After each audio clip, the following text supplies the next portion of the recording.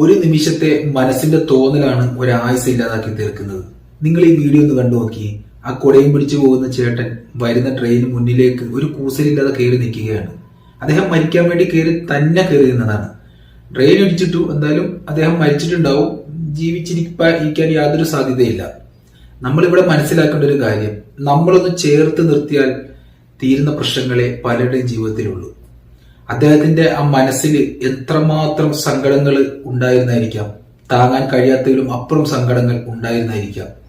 ആ സങ്കടങ്ങൾ ഭാര്യയാവട്ടെ, മക്കളാവട്ടെ, കൂടപ്പിറപ്പുകളാവട്ടെ, സൗഹൃദങ്ങളാവട്ടെ, ആരെങ്കിലും ഒന്ന് കേൾക്കാൻ മനസ്സ് കാണിച്ചിരുന്നെങ്കിൽ ഒരു പക്ഷേ അദ്ദേഹം ഇന്നും ജീവനോടെ ഉണ്ടായേനെ. പക്ഷെ നമുക്കതിന് ആർക്കും സമയമില്ല. കാരണം എല്ലാവരും ഓടുകയാണ്, പണത്തിന്റെ പിന്നാലെ, പണം ഉണ്ടാക്കുന്നതിന്റെ പിന്നാലെ ഓടുകയാണ്.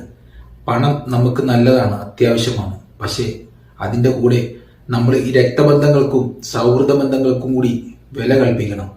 നമ്മളെല്ലാവരും ജീവിതത്തിൽ ഒറ്റപ്പെട്ടു എന്നൊരു മനസ്സിൽ തോന്നൽ വന്നു കഴിഞ്ഞാൽ ഇതുപോലുള്ള ക്രൂരകൃത്യങ്ങൾ ചെയ്യാൻ മനസ്സ് പ്രേരിതമാകും.